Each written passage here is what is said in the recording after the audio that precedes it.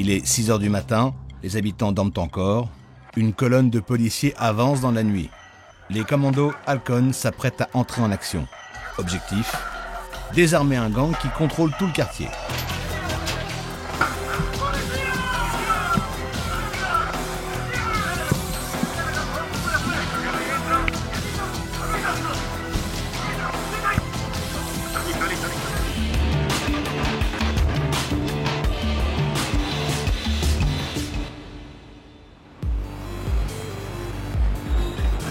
Ici, on dit que les Mexicains descendent des Aztèques, les Péruviens des Incas et les Argentins des bateaux.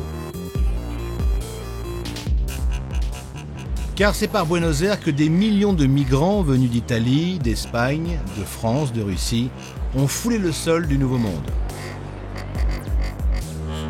C'était il y a un siècle, mais aujourd'hui encore, 60% de la population est d'origine italienne et l'identité européenne de cette mégalopole se retrouve à chaque coin de rue. Ses cafés, son architecture, son mode de vie font de Buenos Aires la plus européenne des capitales d'Amérique du Sud. Un métissage qui a donné naissance à l'un des symboles de la ville, le tango.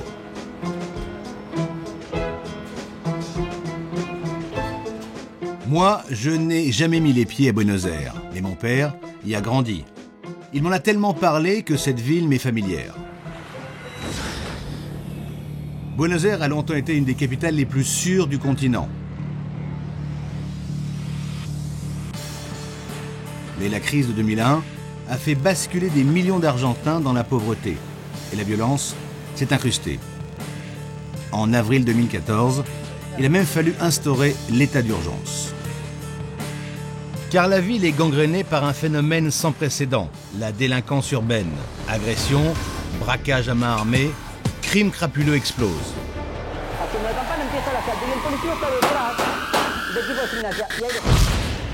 Tout au long de mon séjour, je vais voir l'ombre des narcos planer sur la ville.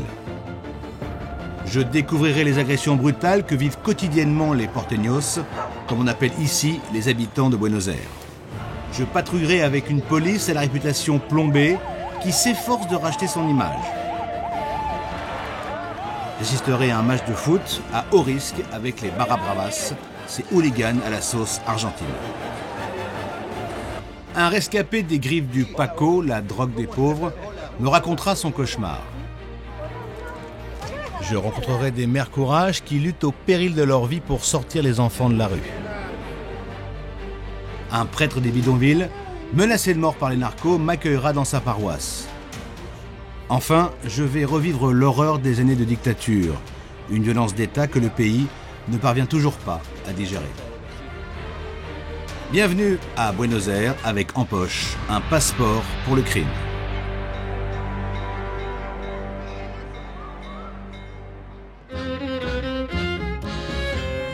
Me voici donc en Argentine, à Buenos Aires, la capitale. Coincé entre la Pampa et le Rio de la Plata, 13 millions de porteños vivent ici, le tiers de la population du pays. Impossible de commencer ce périple sans un détour par un quartier dont j'ai beaucoup entendu parler, direction Recoleta, au centre de Buenos Aires. Ah bah c'est là. Au 5e étage de cet immeuble défraîchi, une adresse très chère à ma famille, enfin à Jean-Pierre, mon père. C'est ici que mon père a vécu pendant presque 10 ans, avec ses parents, au 5e étage, donc au dernier étage a priori. 10 années qui ont marqué l'enfance de mon père, qui a même parlé l'espagnol avant le français, enfin quasiment. Ça devait être chic à l'époque, l'avenue. Ça l'est un peu moins là. Prends une petite photo quand même, pour mon père. Son grand jeu favori, c'était de passer d'une fenêtre à l'autre avec les corniches. C'est bien qu'au bout d'un moment, il y avait plein de passants qui étaient attroupés en dessous pour voir les acrobaties de ce petit enfant pas très obéissant. Il y a toujours la corniche qui relie le salon aux chambres.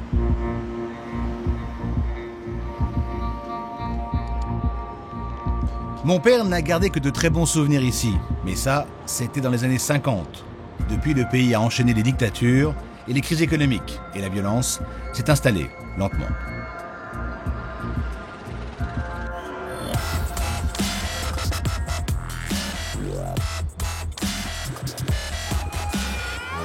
Parfois, la capitale prend des allures de ville assiégée. Les différentes polices du pays unissent leurs forces. Ce dispositif impressionnant est déployé pour un simple match de foot. Ce jour-là, 1000 flics sont mobilisés. Au pays du dieu Maradona, l'amour du foot est absolu, presque une deuxième religion. Mais il y a un gros problème.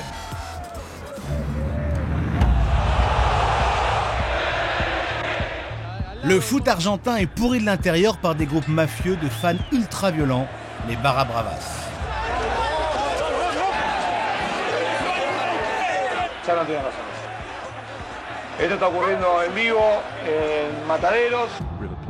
Leur bilan fait froid dans le dos.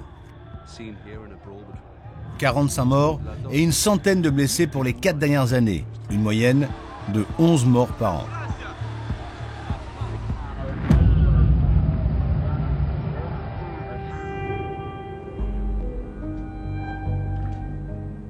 Au cimetière d'Avellaneda, une banlieue du sud de Buenos Aires, j'ai rendez-vous avec Nora.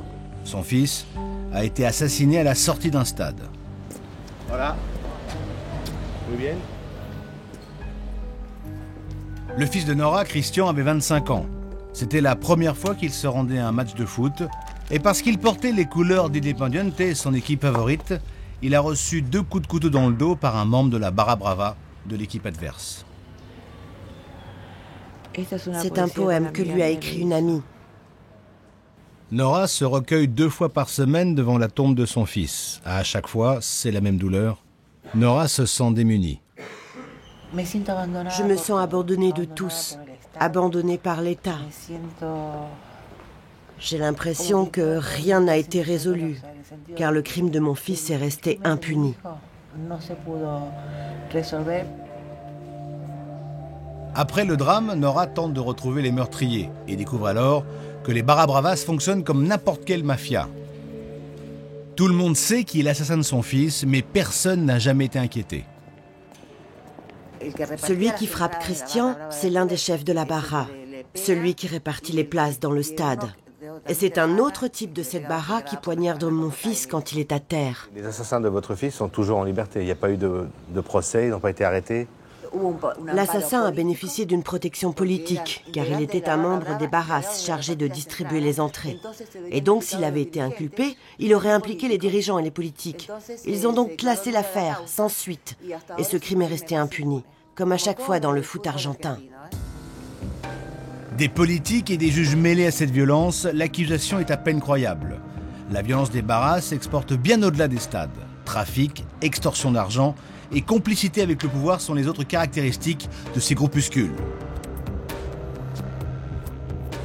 Pour mieux comprendre, je décide d'aller voir Gustavo Grabia. Pas difficile à trouver, il anime tous les jours une émission de foot à la radio.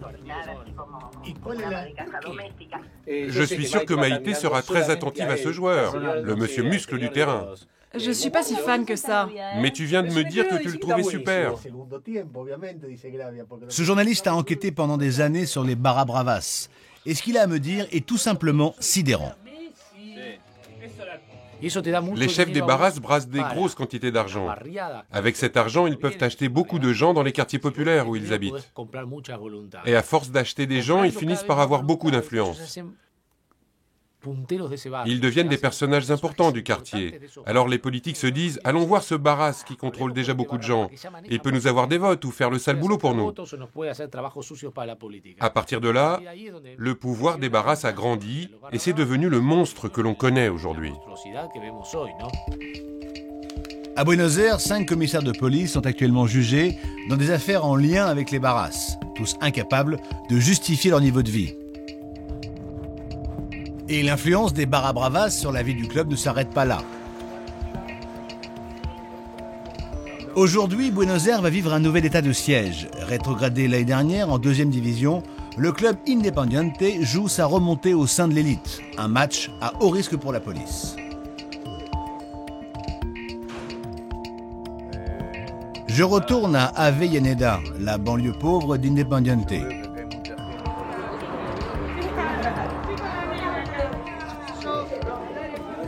Les membres de la Barra del Rojo, la Barra Brava du club, se sont donné rendez-vous. Il est 9h du matin, le match de l'après-midi est encore loin, mais les fans sont déjà bien éméchés. L'alcool coule à flot et tout le monde en profite. Ils sont tous bourrés et drogués, là. La drogue est également très présente.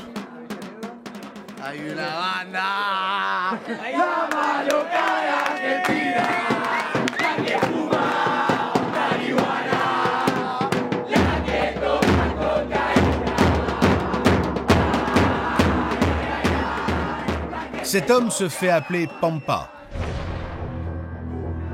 C'est le chef ici. À notre micro, il refuse d'évoquer le fonctionnement de la Barra Brava et préfère parler carnaval. Le folklore du foot argentin, c'est ça. C'est ça. Ce qui motive les supporters du club, c'est le carnaval. L'amour du carnaval, rien d'autre. Aucun supporter dans le monde n'a autant la passion du foot que les Argentins. C'est pour ça que plein d'étrangers viennent ici visiter les différents stades du pays. Dans tout le pays, les Barra Bravas sont organisés comme des gangs. Celle d'Independiente n'échappe pas à la règle. Pampa est l'un de leurs colonels. Il doit obéir à un général qui n'est pas ici et qui gère les affaires de la Barra. Pampa, lui, dirige ces jeunes, les soldats.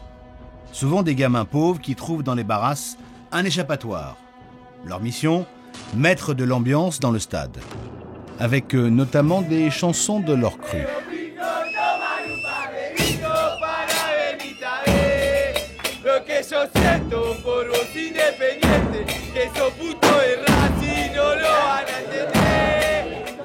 Notre présence commence à déranger Pampa. Il nous demande d'arrêter de tourner. Le chef de la Barra veut distribuer des places pour le match. De précieux sésames qu'on ne devrait trouver en principe qu'au guichet du stade. Intrigués, nous filmons maintenant en caméra cachée. Moi, il m'en faut une. T'en as déjà, toi. Toi, t'en as pas. Tiens, voilà. À qui il en manque? Un peu à l'écart, un des soldats de la Barra nous prend à partie. Vous filmez le trafic de billets, là, non? Je veux juste voir ce que tu filmes. Ça pose un problème? La distribution des places en notre présence a rendu Pampa nerveux. Montre-moi ce que tu as filmé. Je regarde ici. Je vois rien. Va plus en arrière. Fais voir là. Moi, à ta place, je leur dirais de tout effacer. Mais pourquoi on ne peut pas filmer là? Parce que c'est privé. Nous n'en saurons pas davantage. Pour le moment. La distribution se termine, la tension retombe un peu. Nous rallumons la caméra. Les Barra Bravas se déplacent toujours en groupe. C'est donc en quart que la petite troupe se rend au stade. L'heure du match approche, les Barras exultent et font monter l'ambiance d'un cran. Pampa n'a pas averti son général de notre tournage. Il nous débarque du car avant d'arriver au stade. Je tente une dernière fois de savoir d'où viennent ces mystérieuses places, sans succès. Secret professionnel.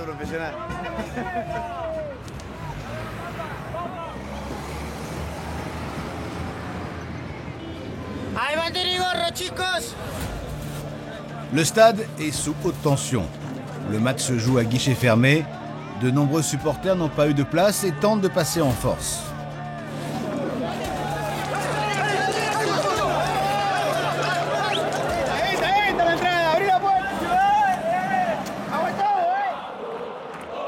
À l'intérieur, le match a commencé.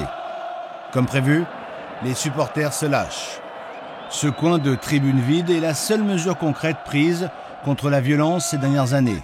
Les supporters de l'équipe visiteuse sont désormais interdits. Sur le terrain, Independiente ne marque pas de but. Score final, 0-0.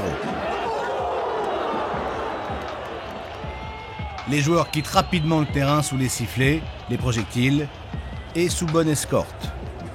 Le match sera rejoué plus tard et l'Independiente sortira vainqueur. Le club pourra remonter en première division. L'année dernière, pour la première fois, un homme a voulu mettre fin au pouvoir de la Barra Brava de l'Independiente. Cet homme, le voilà. Assis au centre de l'image, c'est Javier Cantero, le président du club. Il a fait une promesse, mettre les chefs de la Barra à la porte du stade et couper le cordon financier reliant la Barra Brava à la direction du club. Ils viennent de lui lancer une chaussure. L'assemblée générale du club qui suit cette annonce est mouvementée. Les Barra Bravas, qui se sont invités à la réunion, s'en prennent violemment au président qui doit quitter la salle dans la précipitation. Quelques semaines plus tard, Javier Cantero jette l'éponge. Il démissionne, change de téléphone et refuse toute interview. Aujourd'hui, il ne s'occupe plus du tout de foot, mais un garde du corps veille toujours sur lui.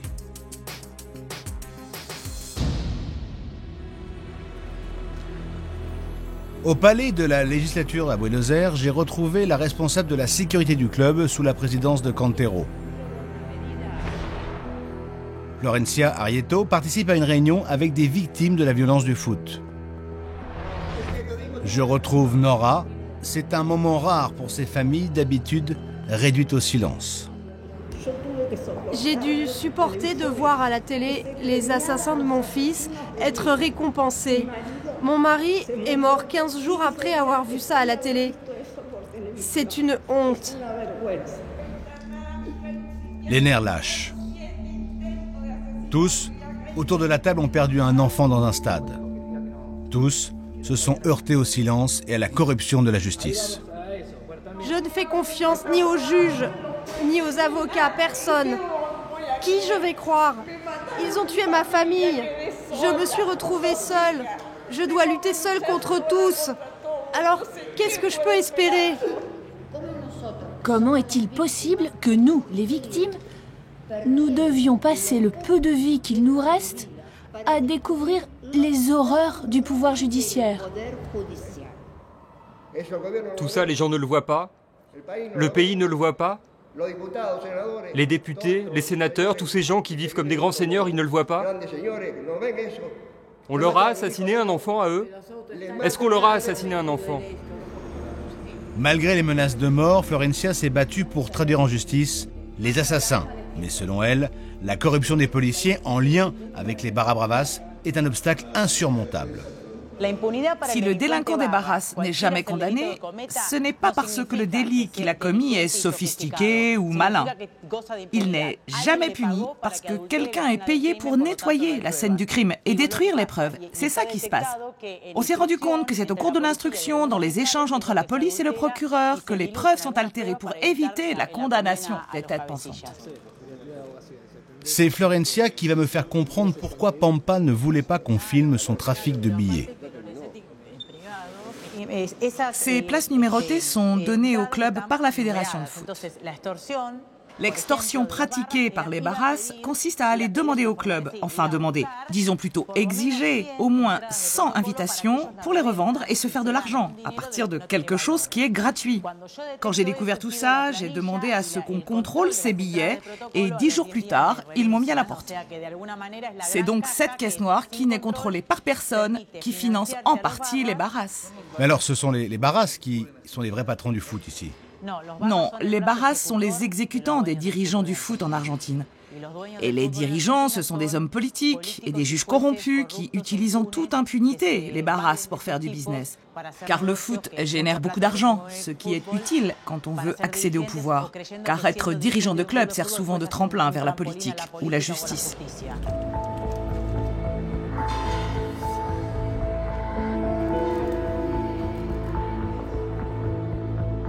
Ainsi va le foot professionnel ici. Barra Bravas, politique, juges et fédération continuent d'entretenir des liens sulfureux. Le nouveau président de l'Independiente est un syndicaliste proche des partis politiques. Le maire de Buenos Aires est l'ancien président de Boca Juniors, le club de Maradona. Il n'a jamais rien fait pour lutter contre la violence dans le foot. J'aurais bien aimé entendre les juges qui ont suivi ces affaires de violence et de corruption, mais visiblement, l'envie n'était pas partagée. En revanche, une autre institution semble vouloir jouer la transparence, la police métropolitaine. Créée il y a 4 ans pour nettoyer les rues de la capitale, la Metropolitana a très envie de se faire connaître et de se faire aimer. J'ai même droit à un guide francophone. Bonjour Horace. Enchanté. Enchanté, ça va bien? Ça va très bien, bienvenue.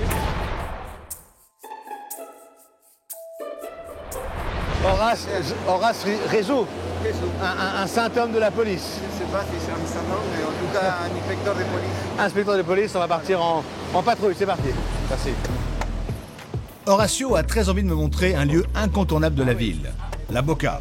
C'est un peu l'âme de Buenos Aires, le Montmartre argentin. Au XIXe siècle, c'était le quartier canaille où s'installaient les immigrants espagnols et italiens. Cet ancien quartier ouvrier est aujourd'hui très prisé des touristes du monde entier. Ça, c'est des vraies maisons. Hein. Ah oui, je vois. C'est des vrais.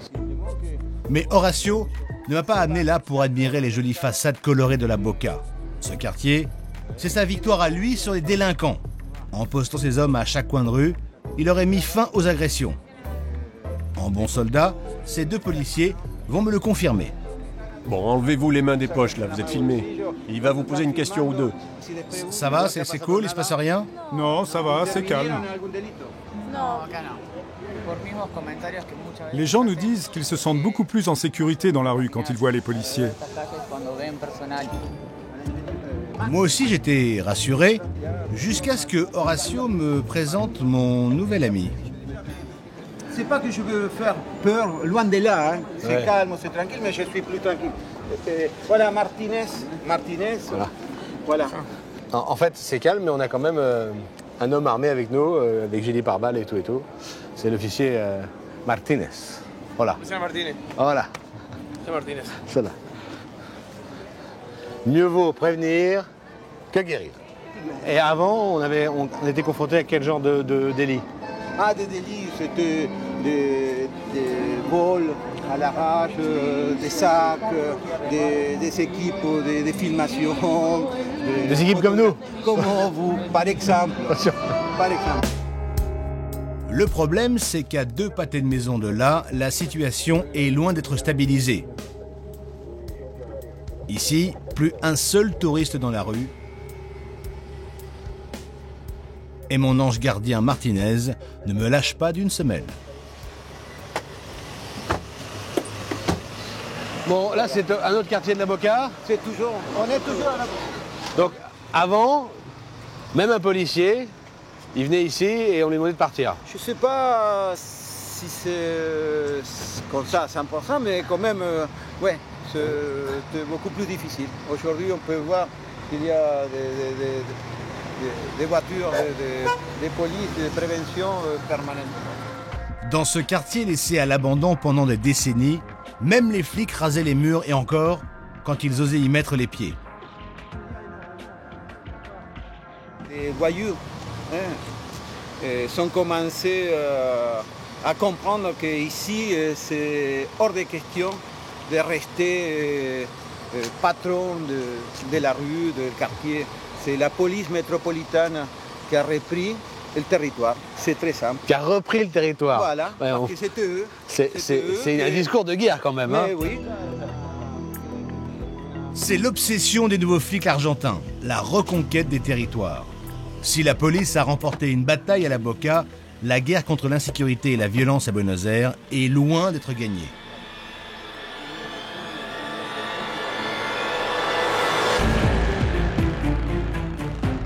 Ces derniers mois, les vols à l'arraché et les braquages à main armée ont augmenté.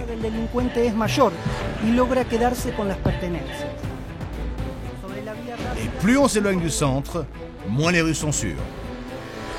Je vais le vérifier avec une autre police, celle du Grand Buenos Aires, la Bonaerense.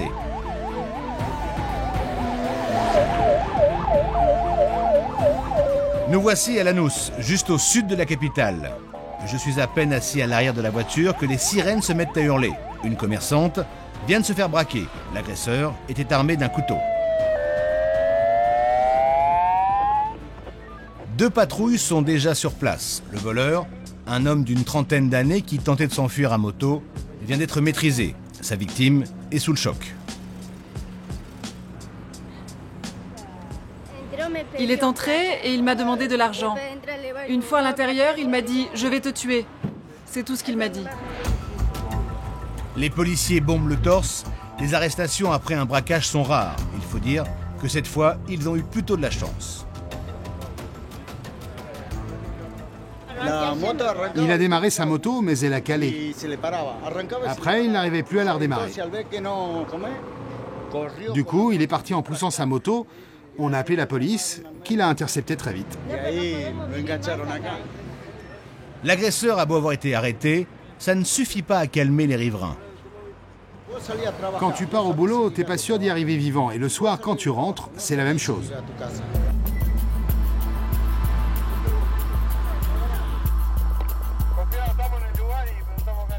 Cette banlieue, le commissaire Pilar la connaît comme sa poche. 23 ans qu'il quadrille les faubourgs de Buenos Aires. On a 2 personnes de sexe masculin. Je ne connais pas l'âge pour l'instant. Je sais qu'ils sont en possession de stupéfiants. Il y aurait de la marijuana et du paco. Le paco, c'est le crack local qui fait des ravages à Buenos Aires. Ces 2 dealers ont été pris en flagrant délit. Sur le capot, leurs marchandises. 20 doses de paco, 100 grammes de marijuana. Devant notre caméra, les policiers vont appliquer à la lettre une procédure pour le moins surprenante. Ils font appel à un passant, cet homme à la casquette. Son rôle, observer que la fouille au corps se déroule dans les règles. L'objectif est double. D'abord, prévenir les bavures policières, mais aussi les faux témoignages des suspects. L'agent qui a procédé à l'arrestation va maintenant les fouiller. Vas-y, fouille-le. Viens plus près, comme ça tu verras mieux. Toi, tu n'as plus rien? Non, j'ai plus rien. Toi, tu as quelque chose encore? Comment? Dans le caleçon? T'as entendu? T'as un caleçon en dessous? Non, j'en ai sous les couilles. Une cachette qui n'a pas l'air de surprendre les policiers, qui poursuivent la fouille, toujours sous l'œil du témoin. Là, on va lui retirer ce qu'il nous cache.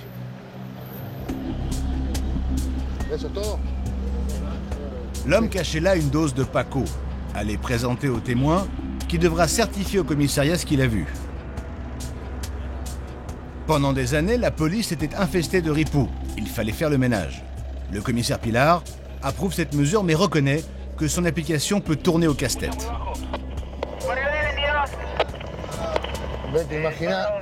Imagine un peu trouver un témoin dans cette zone. Il y a des gens qui ne veulent pas collaborer. Mais pourquoi? C'est une perte de temps pour eux? Ils ont peur? Non, enfin ça dépend des zones.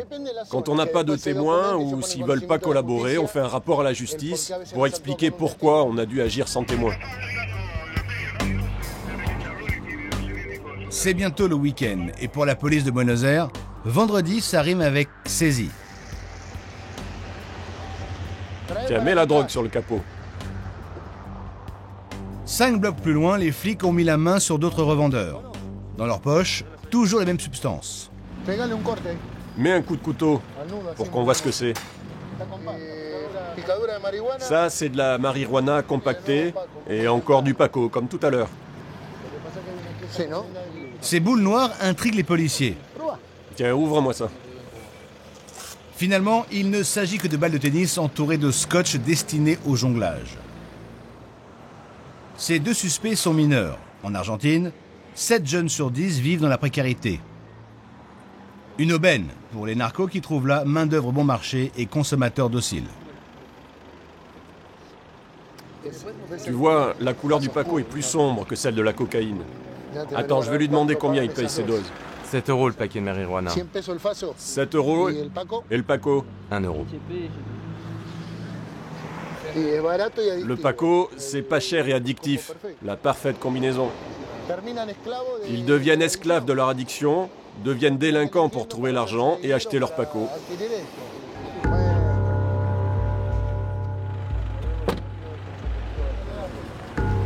Le paco est une drogue redoutable. C'est le fléau numéro 1 à Buenos Aires. Cette drogue est très addictive et bon marché. Elle apparaît au lendemain de la crise de 2001. L'Argentine est sur la paille. La consommation de Paco explose. En 4 ans, elle augmente de 200%.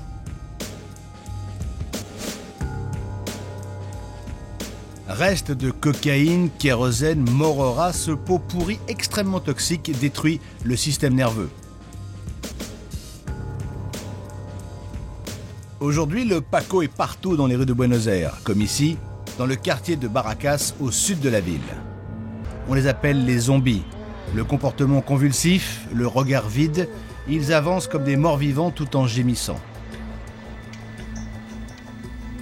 Cet homme filmé en caméra amateur dans le quartier de Constitución, au cœur de Buenos Aires, paraît totalement aliéné. Le conducteur de cette voiture s'arrête un instant, mais préfère repartir, laissant le junkie à son sort.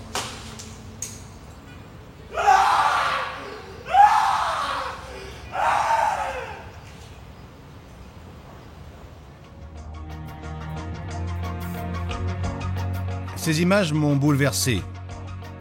J'ai voulu rencontrer un rescapé, et ils sont plutôt rares. Généralement, on ne sort pas vivant d'une addiction au Paco.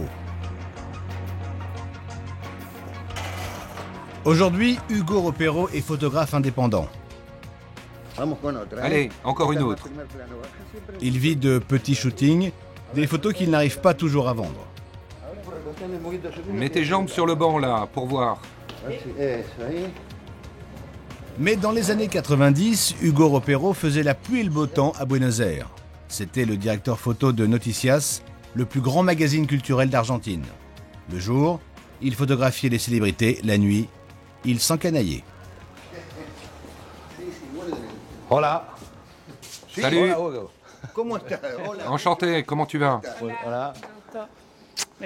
Pardon de vous déranger en plein travail. Aujourd'hui, on se rencontre parce que vous avez traversé une période très difficile avec le Paco. En fait, j'ai toujours été en contact avec les drogues. Et le monde de la photo, de la fête, de la mode. On dit toujours qu'on peut contrôler. Une ligne de coke par-ci, un joint par-là, c'est soft. Mais quand je suis tombé sur cette drogue, le Paco, ça m'a tué. C'est terrible ça. Ça m'a retourné la tête, ça m'a rendu fou. J'ai fini à l'asile. Un vrai cauchemar. Hugo tombe dans le piège après le décès d'un proche. Il est en pleine dépression, vulnérable, et se laisse tenter par la cigarette de Paco tendue par une jolie junkie. Qu'est-ce que ça fait de fumer le Paco? Oui, si. C'est une sensation très courte, très brève. Ça dure 2 ou 3 minutes. On pourrait dire que c'est comme un orgasme. Tu perds totalement la notion de là où tu te trouves. Tu vois des ombres, tout est distordu, tu entends différemment, comme si tu étais sous l'eau. Et après, tu es très nerveux, électrique. Tu es en nage. Tu deviens complètement parano, tu crois qu'on t'espionne par la fenêtre. Et c'est là que tu as besoin d'une autre dose. Voilà, c'est comme ça. Aujourd'hui, Hugo a retrouvé le sourire, mais le cauchemar a duré 3 ans. Un jour, je suis sorti avec un bâton et je suis allé tout péter chez le voisin d'en face, parce que je croyais qu'il m'espionnait.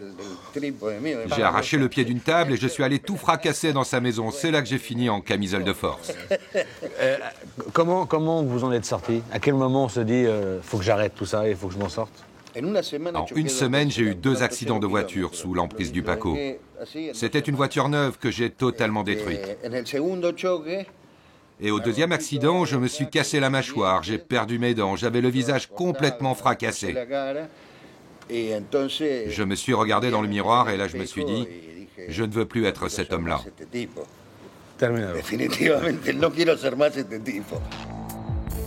Hugo s'inscrit alors à un programme de désintox dans un hôpital. Muchas gracias. Muchas gracias. Okay. C'était il y a 8 ans. L'ex-photographe de star n'a pas rechuté depuis. Pourtant, la tentation n'est jamais loin. Comme ici à Constitución, souvenez-vous, le quartier où était filmé l'homme sous l'emprise du Paco. J'ai rendez-vous avec un autre ex-toxico. Il consacre sa vie à lutter contre la drogue. C'est pratique, il habite dans Constitución. Claudio Izaguirre me reçoit donc chez lui. Sa maison ressemble à un joyeux capharnaüm, mais il ne faut pas s'y tromper.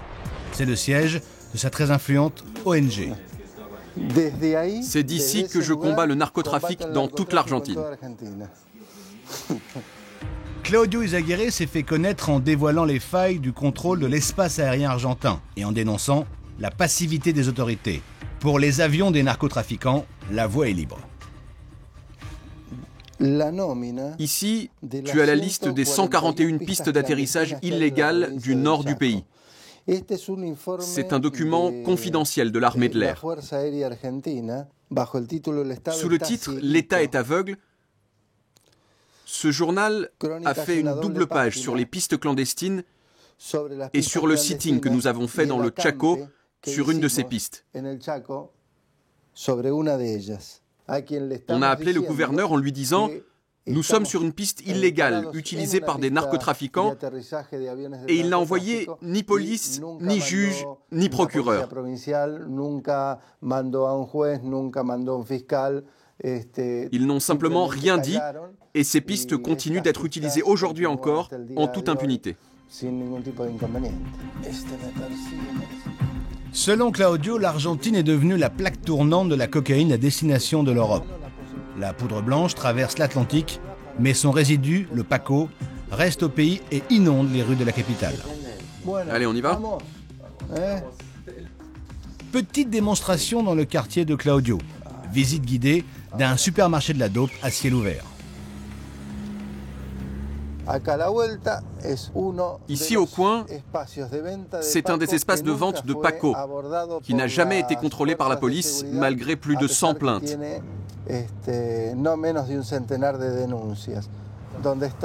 Regarde, c'est là où il y a cette femme. Bonjour. Voilà l'endroit. Salut. Et ça, c'est à chaque pâté de maison. Il y a un point de vente de drogue. Tiens, le resto-bar, bien sombre là. Ça, c'en est un autre. Ici, il y a eu des morts. Des bandes se disputent leur territoire. Celui-là, c'est un des points de vente les plus importants de Constitución. Tu vois, avec ces vitres fumées là. Les dealers agissent sous le nez des policiers. Regarde ça, ça c'est la réalité. Les flics passent devant un lieu de vente sans que personne ne fasse ou ne dise rien.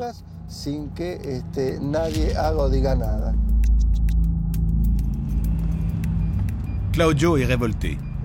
Malgré les nombreuses plaintes des voisins, les trafiquants ont toujours pignon sur rue. Cet immeuble, squatté par les dealers, abritait un lieu de production et de consommation. S'il n'est plus actif aujourd'hui, ce n'est pas grâce à la police. Les policiers n'ont jamais rien fait contre ce lieu, jusqu'à ce que la cuisine où était fabriquée la cocaïne explose et que l'immeuble entier prenne feu. Si cette zone de commercialisation de Paco a été totalement détruite, c'est plus grâce à Dieu qu'à la police ou aux juges. Et pourtant, ils avaient reçu au moins 500 plaintes contre cet endroit. Imaginez un peu, 30 ou 40 types qui entrent dans cette maison chaque nuit avec des objets volés pour les échanger contre de la drogue.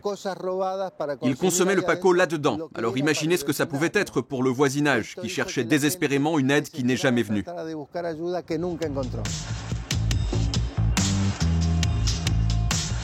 Et le prix du Paco n'arrange rien. À moins de 1 € la dose, on l'appelle la drogue des pauvres. C'est donc à l'intérieur et autour des bidonvilles qu'on la retrouve massivement. Dans certains quartiers, 80% des jeunes en seraient dépendants.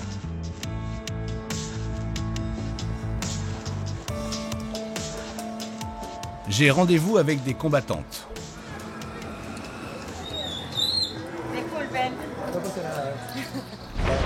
Martha et Celia sont les patronnes de l'ONG Les Mères en lutte contre le Paco. Bonjour Martha. Bonjour, comment ça va? Oui, bien. Je suis accueilli par des soldats. À l'intérieur, la maison est en chantier et j'apprends que les narcos sont venus saccager les lieux, il y a moins de 2 mois. Un message très clair adressé à Marta et Celia. Vous êtes engagés pour protéger les enfants contre le Paco, qui est un fléau en Argentine, et vous vous êtes tellement investis que les narcos sont venus ici et ont tout cassé. Comment ça s'est passé? C'est sûrement parce qu'on a fait du bon boulot qu'ils sont venus tout saccager. C'est vraiment pas cool, mais bon, c'est comme ça. Sur le coup, c'est vrai qu'on a été un peu démoralisés. C'est Celia qui a découvert les dégâts. Ils ont cassé le cadenas et la chaîne. Ils sont entrés, ils ont cassé toutes les vitres. Ils ont volé les 12 ordinateurs qu'on venait juste de recevoir. Ils ont cassé toute la salle de bain, la porte. Là, ils ont emporté un grand frigo, la cuisinière, même les lumières. Ils ont coupé les câbles, tout. D'autres auraient eu peur et seraient partis. Mais ça n'arrivera pas avec nous. Et encore moins avec moi. Le combat continue, mais sous bonne escorte. Le local des maires en lutte contre le Paco est désormais gardé en permanence par 3 gendarmes. Les mères qui travaillent ici ont toutes des enfants qui fument du Paco. Quand Celia a découvert que les siens étaient tombés dedans, il était déjà trop tard. C'est surtout l'agressivité. Ma fille m'a frappé 2 fois. Mon fils est très agressif. Il m'insulte tout le temps. Ils sont paumés. Ils perdent du poids, ils perdent leur faculté mentale. Ils ont des tremblements dans tout le corps. Ils bougent sans cesse. Pour acheter leur dose, mes enfants ont tout vendu dans la maison. Tout. Il ne me reste plus rien. Même les habits, n'importe quoi, les chaussures, ils vendent tout. Et voilà où on en est. On continue la lutte pour voir comment libérer nos enfants de ce fléau, car cette drogue te mène droit dans la tombe. Impossible pour ces mères de laisser leurs enfants se transformer en morts-vivants. Et pour cela, elles ont leur méthode. Occuper le terrain où le Paco prospère, les bidonvilles.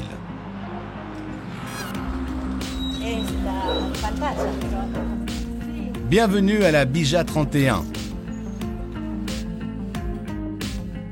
Un immense bidonville au cœur de Buenos Aires. 30 000 personnes vivent ici coincées entre la voie ferrée et la Recoleta, un quartier chic de la capitale.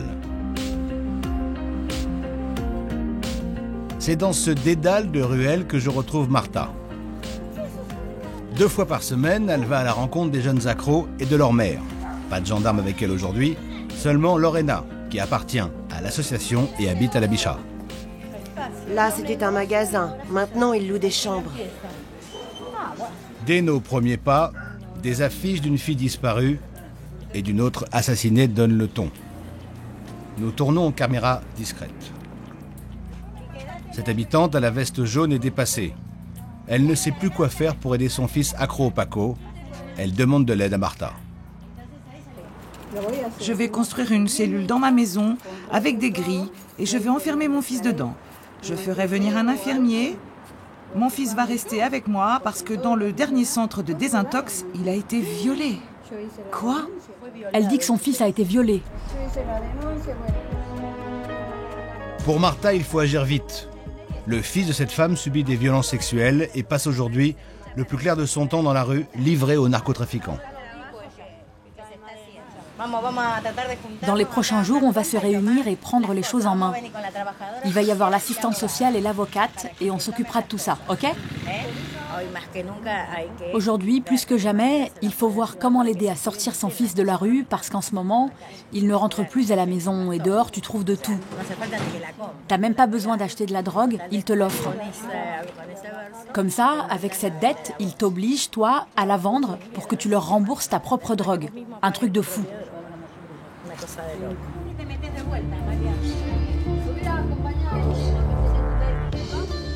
Mais dans la Bija 31, il y a encore des quartiers entiers aux mains des dealers. Facile à reconnaître, ils sont délimités par de surprenantes chaussures volantes.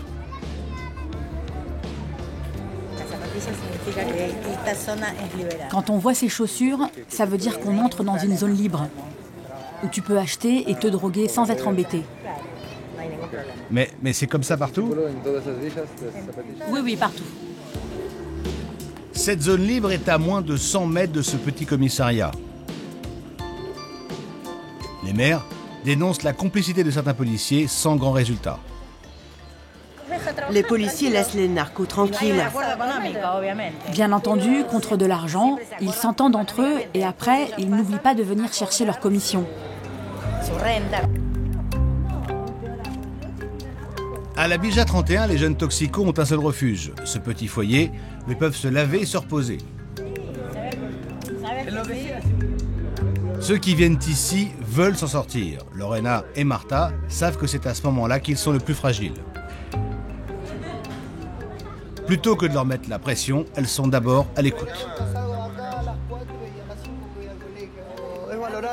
C'est super ce qu'elles font. T'aimerais que ta maman s'occupe de toi comme ça? Oui, j'aurais surtout aimé qu'elle ait un peu plus de cœur. Mon frère jumeau a été tué il y a 8 mois. J'ai tout perdu. Et comment ils l'ont tué? Il était allé voler un truc et on l'a tué. On vivait dans la rue et on volait pour survivre. Mais bon, il est mort. Mais ça fait du bien de savoir qu'il y a des gens qui ont envie de t'aider. Écoute, nous on fait ce qu'on peut, mais toi, tu dois aussi faire des efforts pour ne pas rechuter. Comme ça, tu pourras aider les autres à ton tour. Seulement voilà, le Paco ne ravage pas que la Bija 31. Il gangrène tout l'anneau de misère qui ceinture le Grand Buenos Aires. Les opérations policières, aussi spectaculaires qu'elles soient, n'y changent pas grand-chose. Mon voyage est loin d'être terminé. Je dois encore m'aventurer dans les bidonvilles ravagés par la violence.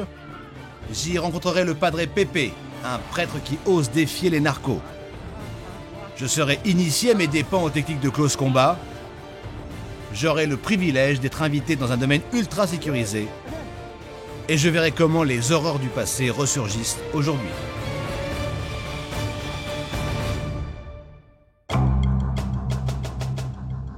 Un drone de la police de Buenos Aires s'élève au-dessus de la Carcova, un gigantesque bidonville. Il est 6 heures du matin, les habitants dorment encore. Une colonne de policiers avance dans la nuit. Les commandos Halcon s'apprêtent à entrer en action. Objectif, désarmer un gang qui contrôle tout le quartier.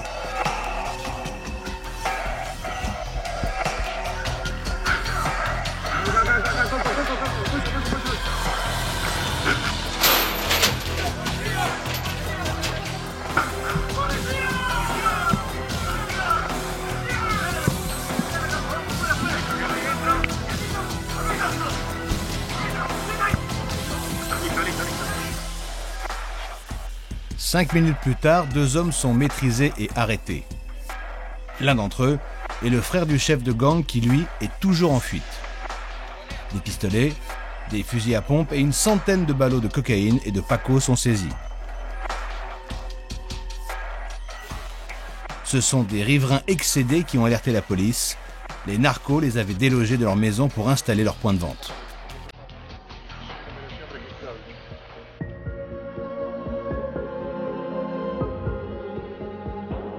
Le jour s'est levé, le bidonville se dévoile.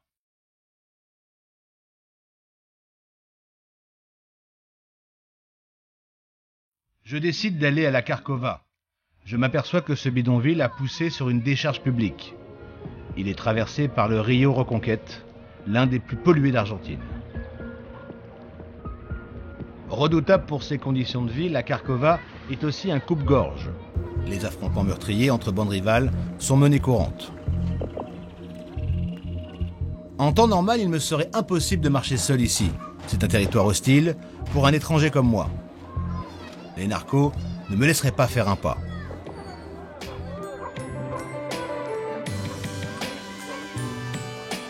Mais cette fois, les trafiquants se cachent et la rue appartient aux enfants. Le temps d'une journée, la Carcova est en fête.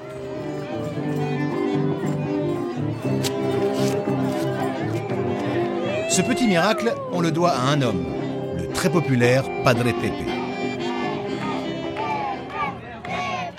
Vous voulez courir tout de suite? Je veux que vous sachiez que le t-shirt que vous portez est un cadeau qui vous restera comme souvenir pour ceux qui ont couru pour la paix. C'est pour ça que le plus important, ce n'est pas d'arriver premier, c'est juste de participer au marathon pour la paix. À 52 ans, le Padre Pepe est le symbole argentin de la résistance au crime organisé. Plusieurs fois menacé de mort par les narcos, Padre Pepe a dû fuir Buenos Aires pour se faire oublier. 4 ans plus tard, il est de retour. Il refuse catégoriquement de nous parler de ses ennemis. Mais aujourd'hui, il organise un marathon pour la paix. Un message clair destiné aux trafiquants, touchez pas aux enfants.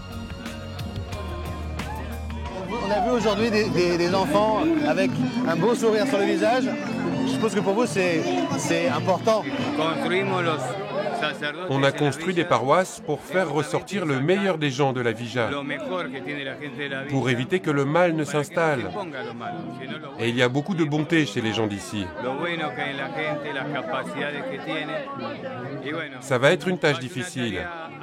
On vient juste de commencer, mais on a confiance. On voit que le rôle de l'Église est très important dans le barrio, mais que fait l'État?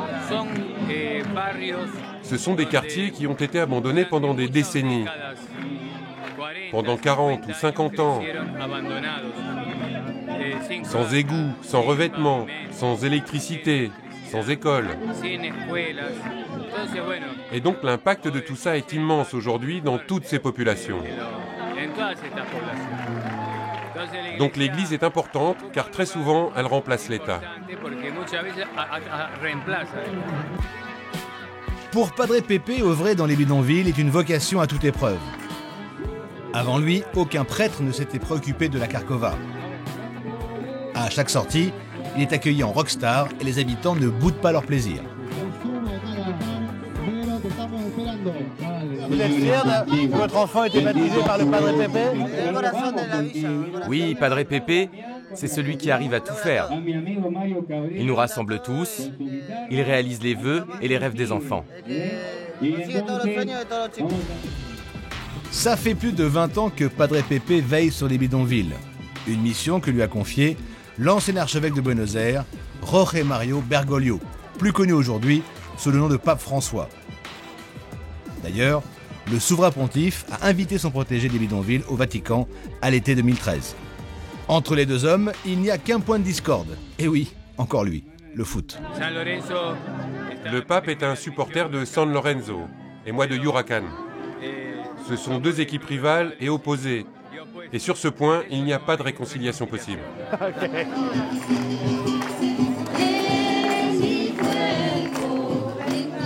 C'est une journée de fête, mais qui ne doit pas masquer la réalité, même si aujourd'hui tout le monde a l'air content, heureux. Il reste beaucoup de travail à faire et on sent bien que le danger est quand même permanent et que le drame de la drogue et du Paco et la violence en général est loin d'être éradiqué des quartiers populaires en Argentine.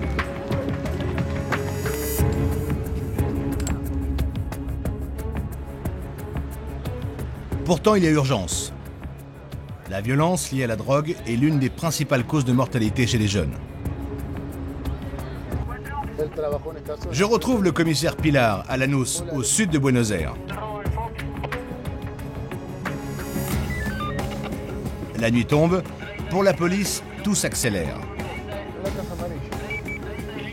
Ce qui fait fureur dans les rues de Buenos Aires en ce moment, c'est le carjacking, le vol de voiture avec violence. Cette famille est encore sous le choc. La mère et sa fille de 7 ans rentraient la voiture dans la cour quand deux hommes armés ont surgi. Ils les ont jetés à terre avant de repartir avec le véhicule. Elles ont eu super peur. Vous voulez que j'envoie un collègue pour vous amener au commissariat? Non, j'attends que les enfants se calment. J'irai après avec ma femme. Traumatisée, la famille n'ira porter plainte que le lendemain. Après le carjacking, le homejacking, c'est l'autre cauchemar des porteños. La crise aidant, les cambriolages explosent et la plupart en présence des propriétaires. En 2013, dans le Grand Buenos Aires, 161 personnes ont été tuées à bout portant devant ou à l'intérieur de leur maison. Quelqu'un est entré dans le domicile de la personne qui a appelé. Elle a réussi à s'échapper, mais il y aurait encore sa famille à l'intérieur.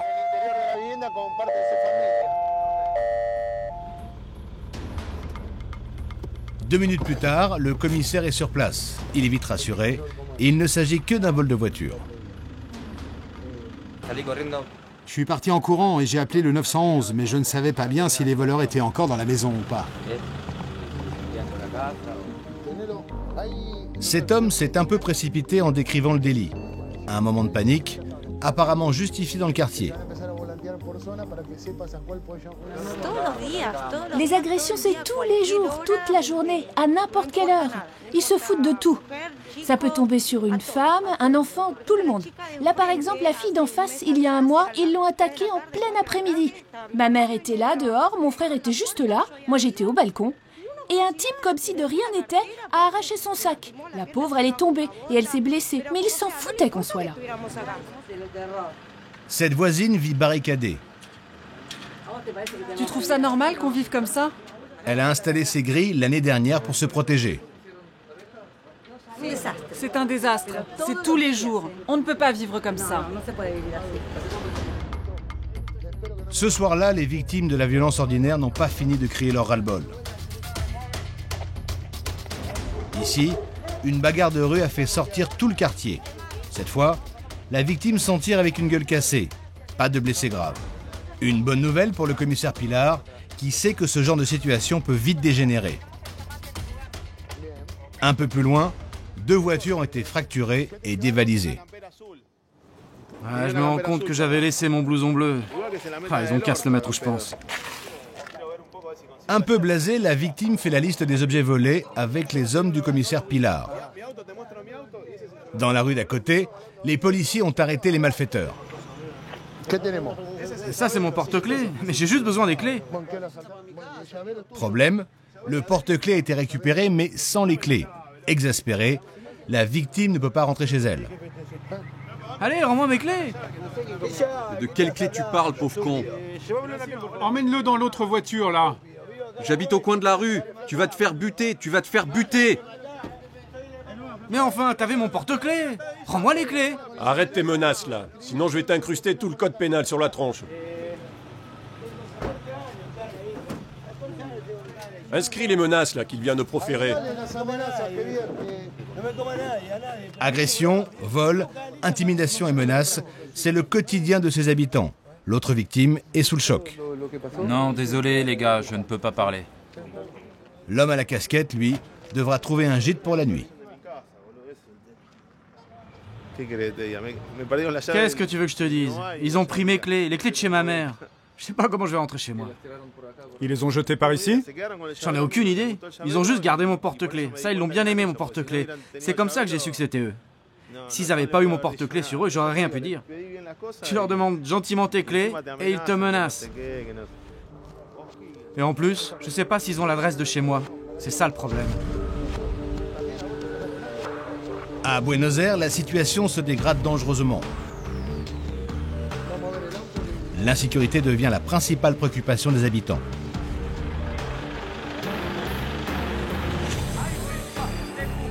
Novembre 2012. L'exaspération des porteños s'affiche dans les rues de la capitale. Les médias parlent de centaines de milliers de manifestants. Ils sont venus dénoncer un État qui n'assure plus leur protection. Mais le gouvernement de Cristina Kirchner fait la sourde oreille.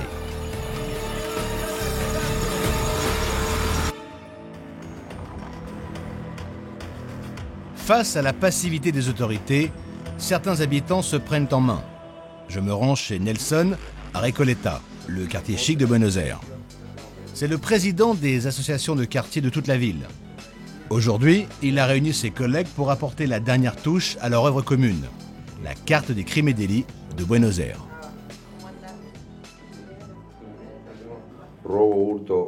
Les vols avec violence ou avec armes sont les points marrons. Tu vois, ça a beaucoup augmenté dans ton arrondissement, Carla. Et puis la vente de drogue a aussi augmenté dans la zone 8. Chaque association de voisins enregistre elle-même les actes de violence commis dans sa zone. Toute la ville est touchée, même les beaux quartiers. Au total, 23 000 crimes et délits sur un an sont représentés sur ce plan. À peine 4% d'entre eux seulement ont été suivis d'une plainte. Les chiffres officiels seraient donc loin de la vérité. Nous faisons cela essentiellement pour montrer une réalité que les chiffres officiels ne reflètent pas. Non pas qu'ils transforment les chiffres, mais parce que les gens ne portent pas plainte. Et les gens ne portent pas plainte pour deux raisons essentiellement. D'abord parce qu'ils n'ont pas confiance dans la police. Ils pensent que les policiers ne font pas correctement leurs enquêtes, voire même qu'il existe des zones de non-droit. La deuxième chose, c'est qu'ils n'ont pas confiance en la justice. Ils pensent que si le délinquant est arrêté, non seulement la police ne récupérera pas les objets volés, mais qu'en plus, ils auront passé plus de temps à porter plainte que le délinquant n'en passera en détention. Pour le porteño, les rues de la ville sont de moins en moins sûres. Nelson veut nous en faire la démonstration au pied de son immeuble. Nous parcourons avec lui un seul pâté de maison. Dans ce magasin, il y a eu une attaque à main armée le mois dernier. Ce kiosque a déjà été attaqué 5 ou 6 fois. Là, ils sont rentrés alors que c'était plein de monde. Ici, ils sont rentrés avec une arme et ils ont frappé l'employé. Dans ce parking, un homme a été poursuivi jusqu'au dernier étage. Ils lui ont tiré dessus pour lui voler son argent. Et cette pharmacie, il y a peu de temps, ils ont cassé la vitrine pour rentrer et ils ont dévalisé le magasin. On en a déjà vu 1, 2, 3, 4, 6 commerces. Avec celui-ci, ça fait 7 et 8 si on traverse la rue. Sur les nerfs, excédés, certains habitants vont basculer eux-mêmes dans la violence. Nous revenons sur les différents cas de lynchage. On vous rappelle que ces événements se propagent. Rosario, Cordoba, Rioja. Le pays est en proie à une vague de lynchage. Le phénomène a pris racine à 300 km de Buenos Aires. La scène se déroule en plein jour à Rosario.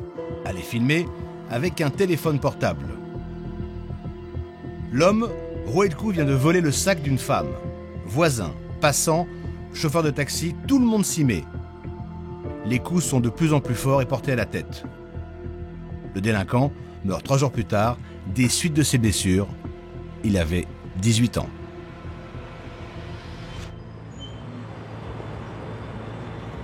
Depuis la médiatisation de ce crime, les lynchages gagnent Buenos Aires. La détermination des habitants excédés se lit même sur les murs de la capitale. En quelques jours, les vengeances collectives, plus brutales les unes que les autres, ont lieu contre des délinquants pris en flagrant délit. Ici, un homme arrache la sacoche d'un retraité dans les rues d'un quartier chic. Le voleur est volontairement fauché par une voiture. Puis, les passants le rôdent de coups. La justice, version Buenos Aires. Cette fois, le malfaiteur a eu de la chance. En l'arrêtant, la police lui a sauvé la vie. Il aura fallu 12 lynchages dans la capitale pour que les autorités réagissent. Le 5 avril 2014, Daniel Scioli, le gouverneur de la province de Buenos Aires, décrète l'état d'urgence pour 1 an. Je veux m'adresser au peuple qui souffre de l'attaque cruelle et sauvage, d'une délinquance capable d'une violence sans précédent. Une violence qui demande des réponses adaptées de l'État. Visiblement, cette fois, les autorités ont entendu la détresse de la rue. L'état d'urgence décrété par le gouverneur de Buenos Aires repose sur 3 mesures phares. 50 millions d'euros pour moderniser l'équipement de la police, usé jusqu'à la corde, le rappel de 5000 flics retraités et la création d'une unité de lutte contre le narcotrafic. C'est donc dans la plus grande école de police du pays, au sud de Buenos Aires, que je vais aller observer la mise en place de ce plan de sauvetage. Je sais que les flics argentins traînent une très mauvaise réputation. Tortionnaires, racketteurs, corrompus, les porteños n'ont plus confiance. Dès mon arrivée, on tient d'ailleurs à me rassurer. Ici, les nouveaux flics seraient irréprochables. Généralement, lorsqu'ils entrent dans la police, ils ont au moins le bac. C'est le minimum. Il ne faut pas qu'ils aient le moindre antécédent judiciaire, surtout pénal. Une fois admis, leur formation va durer de 1 à 2 ans.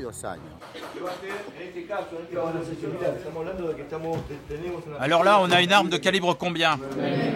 9 mm, ok. Calibre 9 mm semi-automatique. Il possède un système de sécurité interne pour éviter les accidents. Est-ce que pour autant ça en fait un système fiable à 100%? Non, pourquoi? Parce que c'est un système mécanique et que comme tout système mécanique, il peut s'enrayer.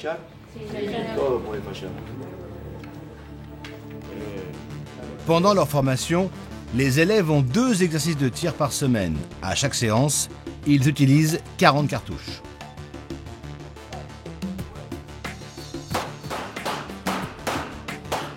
La police argentine utilise des revolvers autrichiens. Allez, on avance. Mets-toi à gauche, sans t'exposer. C'est vrai, le Glock est parfois capricieux, et il s'enraye. Couvre-toi pendant que tu règles ton problème. Allez, on se retourne, on y va. Bon, ton arme s'est enrayée trop souvent.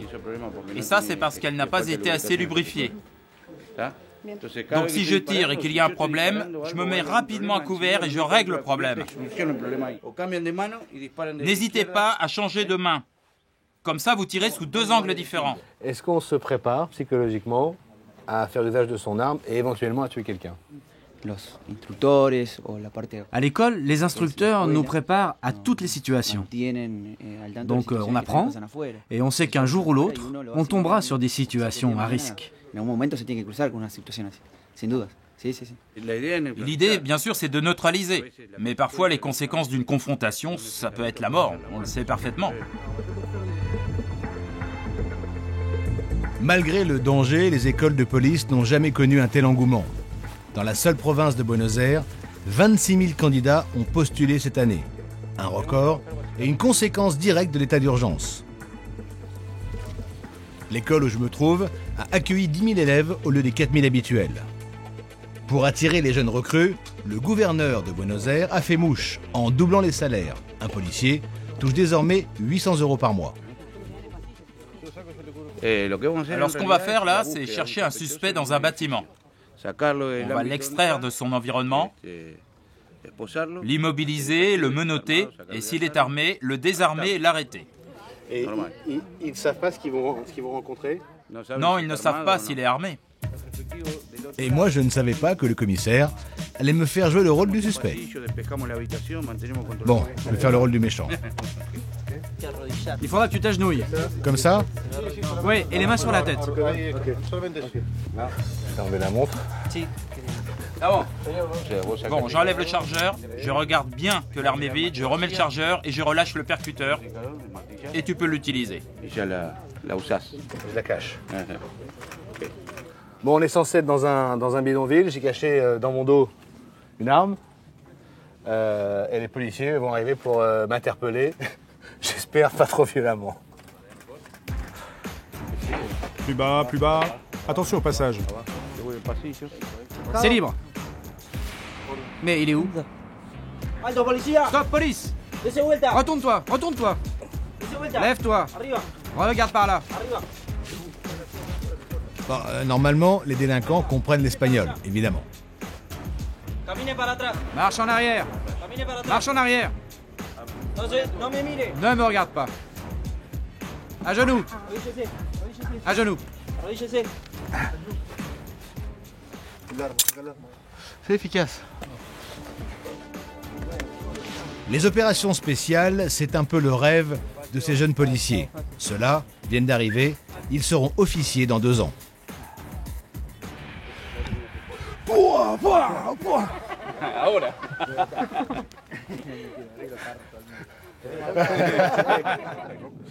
Bon, j'avais jamais été arrêté dans ma vie.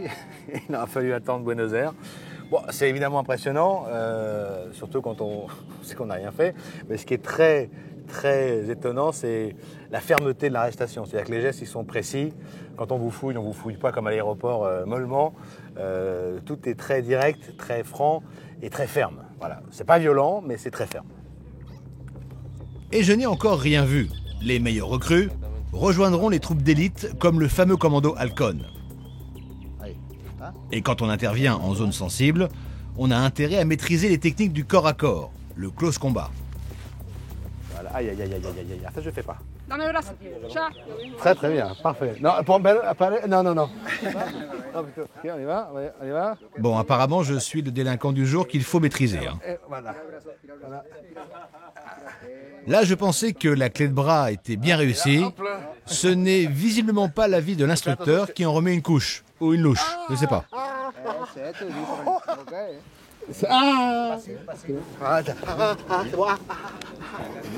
Coup de poing. Voilà, en rebelote, il va me refaire mal. Ok, coup de pied. Voilà, voilà. C'est bon. Voilà, c'est bon. Parfait, merci. Super. Mais me niquez le bras. Super. Merci beaucoup. Je suis très heureux de faire votre comme ça. Moi aussi, j'ai mal partout. Je laisse les jeunes recrues à leur apprentissage. Mon corps légèrement endolori me dit qu'ils sont sur la bonne voie. Le problème, c'est qu'ils n'arriveront pas dans les rues de la capitale avant 2 ans. Ceux qui en ont les moyens ont misé depuis longtemps sur la sécurité privée. Pour échapper à la violence, les riches vivent entre eux.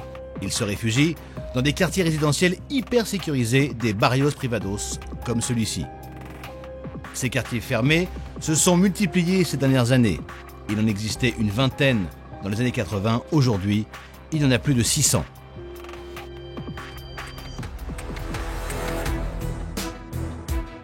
Ce matin, je décide de fuir le tumulte de la capitale. Direction Cañuelas, une commune rurale à 1 heure de route. En chemin, j'aperçois de nombreuses propriétés protégées par des grillages. Nous arrivons à Chacras de la Trinidad, les fermes de la Trinité. Comme chaque barrio privado, il y a un protocole d'entrée, très précis. Bonjour. Bonjour, vous avez vos papiers pour le registre?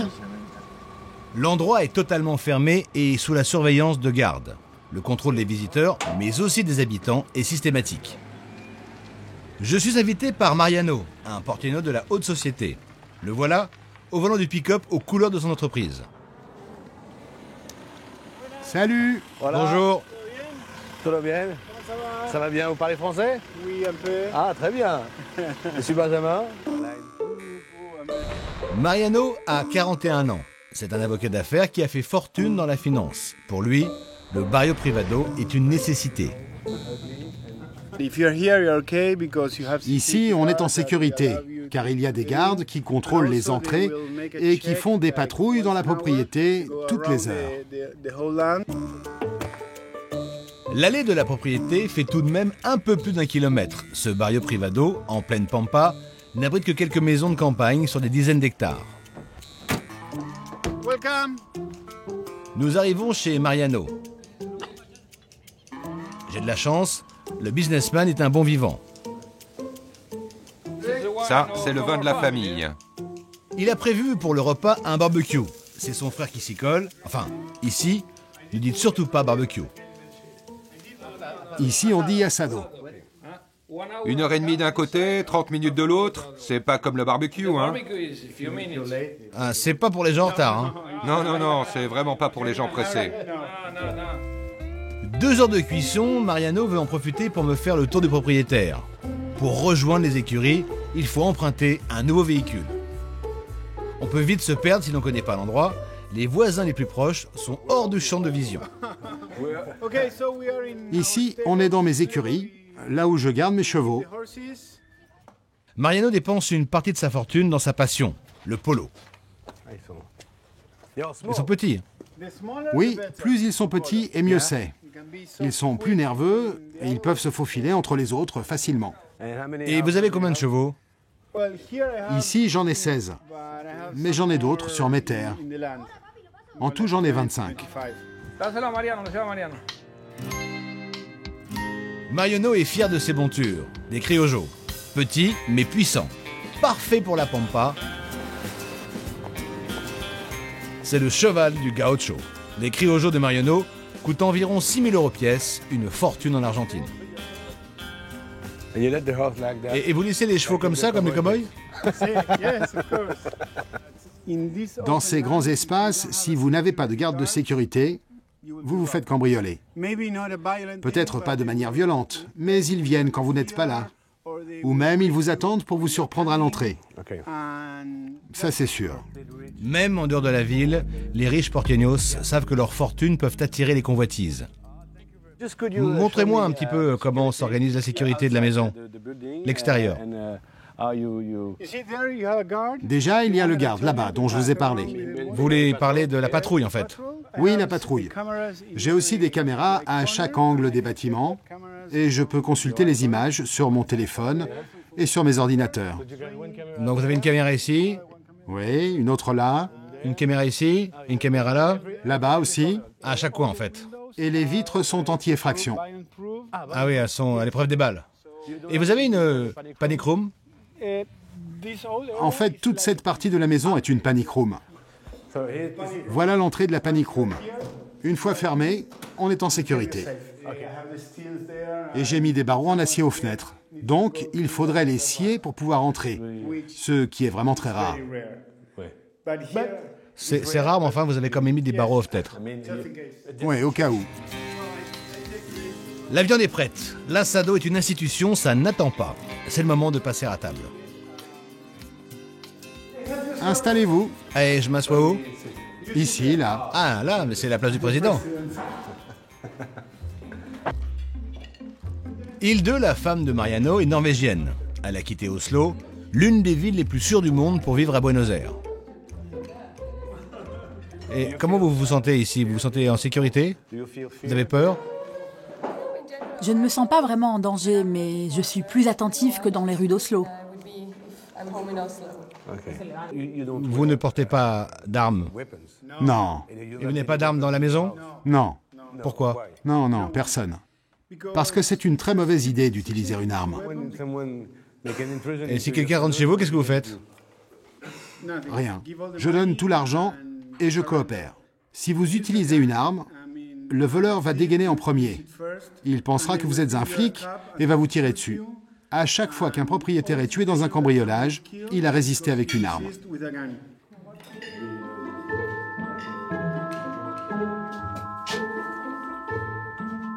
Lorsqu'ils sont retranchés dans leur barrio privado, Mariano et sa famille passent leur temps à s'entraîner au polo. Allons-y, on fait une petite partie de polo. Ça, c'est du 53. Ça, c'est très important. C'est bon. Est-ce que je suis prêt? Prêt? Allez, on y va.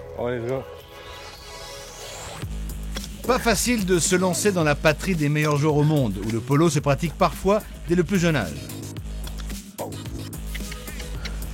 Putain, c'est dur, hein, very hard. Hein. D'habitude, je suis plutôt à l'aise sur un cheval, mais je n'ai pas de maillet dans la main. Ouais. Je suis un vrai cavalier, moi, ça. Good. Super. Encore. Parfait. Ouais, bravo. Les criollos peuvent atteindre rapidement 70 km/h.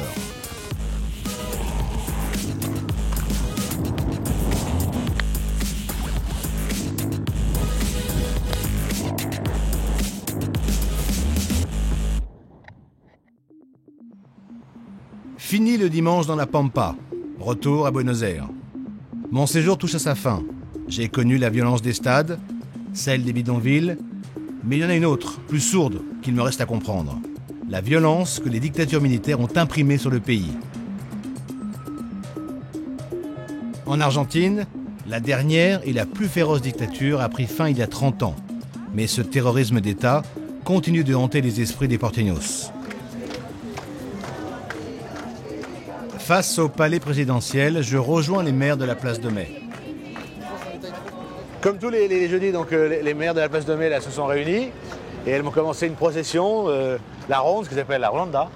et égrener tous les noms des disparus pendant la dictature. Une ronde pour contourner à l'époque l'interdiction de se rassembler. Car depuis le 30 avril 1977, ces femmes n'ont jamais cessé de tourner en rond. Chaque jeudi, elles battent le pavé pour exiger la vérité sur le sort de leurs enfants disparus. Elles sont le symbole de la résistance aux tortionnaires. On les appelle les détenus disparus. C'est une expression horrible. Cette expression, elle n'existait pas. Elle n'avait pas de sens à l'époque. Disparus. On sait juste comment ils ont fini. La plupart d'entre eux ont été jetés dans la mer depuis des avions. Et les autres sont morts sous la torture.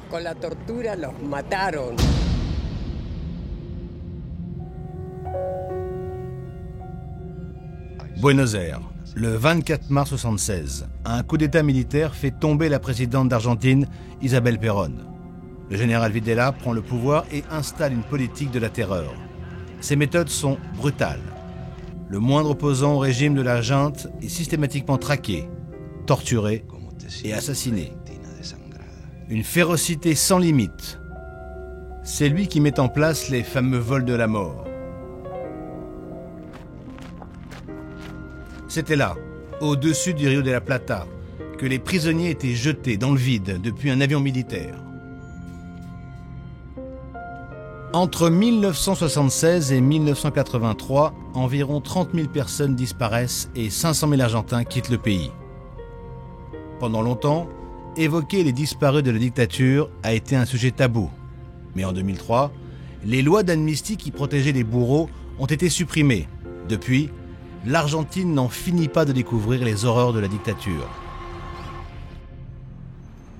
Dans le quartier haussmannien de Once, à Buenos Aires, difficile d'imaginer qu'au premier étage de cet immeuble, une équipe d'anthropologues légistes assemble tibia, fémur, vertèbres et crâne.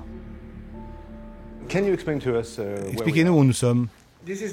Ici, vous êtes dans le laboratoire de l'équipe argentine d'anthropologie médico-légale. Il a été créé il y a 30 ans dans le but d'identifier les restes de personnes disparues lors de la dernière dictature.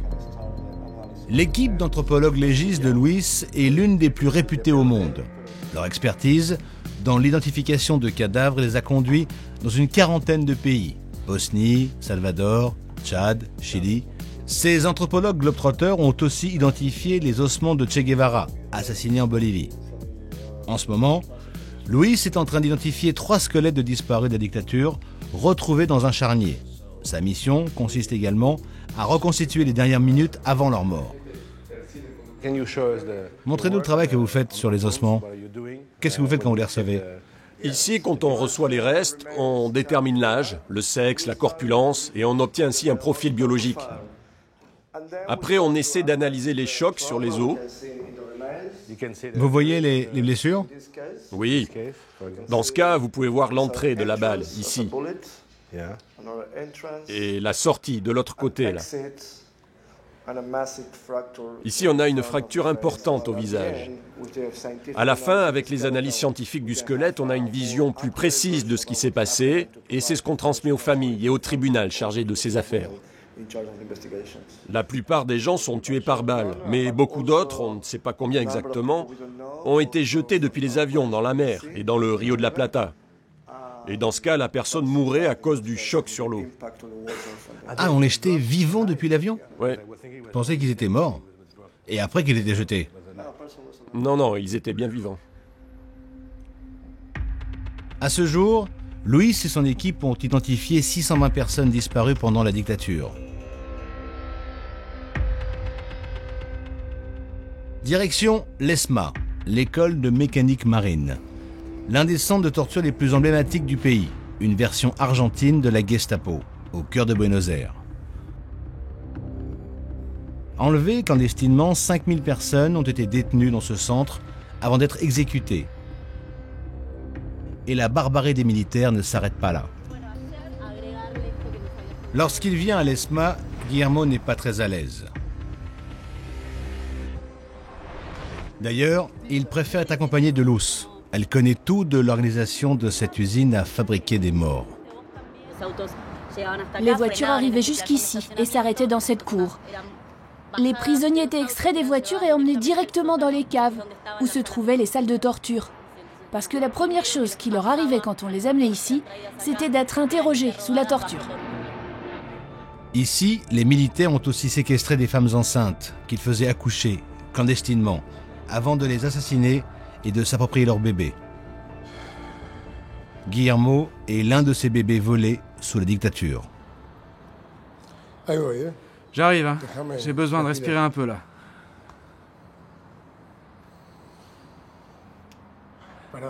Allez, on y va. Guillermo est né en détention, au fond de cette cave. Être ici, dans cette cave, c'est pas facile. Donc il faut prendre de l'élan. C'est comme quand tu vas aller sous l'eau. Il faut prendre une bonne respiration.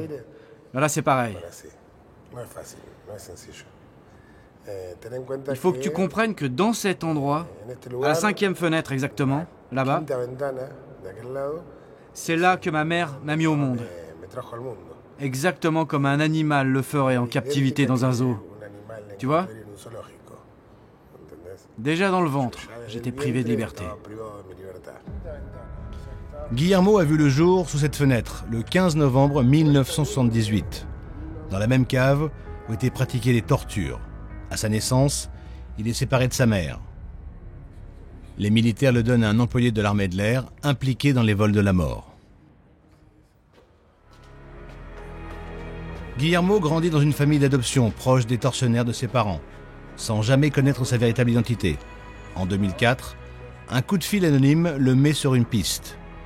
En proie au doute, Guillermo questionne de plus en plus son père adoptif. Mis sous pression, il lui avoue tout. J'apprends tout d'un coup que je suis fils de disparu, que mes parents participaient à la lutte armée, que ma mère était juive et étudiante en médecine, que mon père a été torturé, et beaucoup. T'imagines, j'étais en train de conduire, et j'apprends que je ne suis pas celui que je crois, que la personne assise à côté de moi, ce n'est pas mon père, et qu'en plus il a participé à la disparition de mon vrai père. Ça fait beaucoup d'infos d'un seul coup.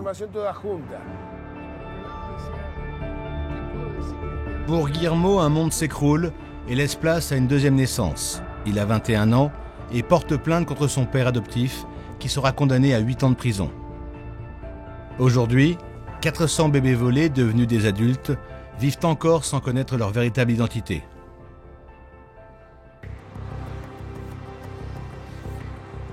Mon séjour touche à sa fin, mais j'ai envie de rester encore un peu à l'ESMA. Cet endroit est bouleversant.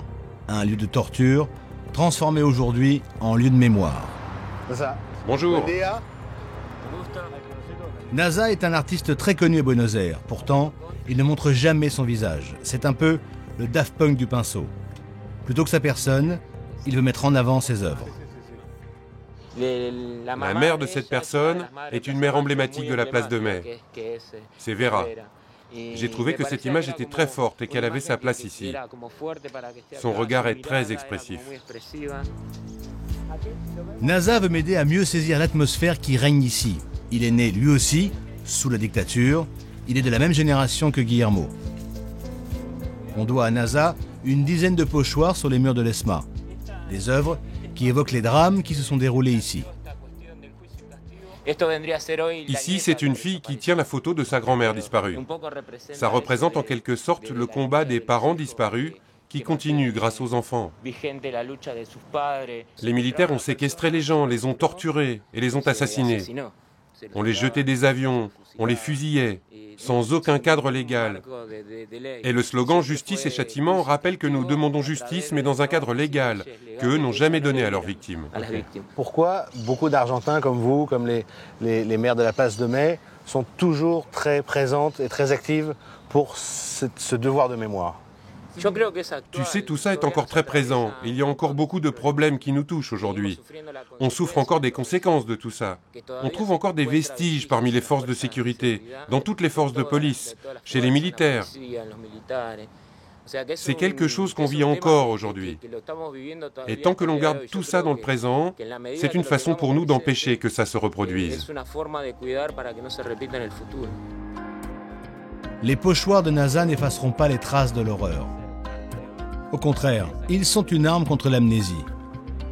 Cette nouvelle génération de porteños me plaît. C'est comme une promesse de jours meilleurs à Buenos Aires. La fin de l'immunité et la multiplication des procès envoient progressivement les bourreaux en prison. Avec l'état d'urgence, Buenos Aires tente d'enrayer sa violence. La police embauche et traque ses ripoux. Mais je ne quitte pas Buenos Aires complètement rassuré. Le pays est une fois de plus en faillite, ce qui rend ses efforts de réforme et de justice bien fragiles.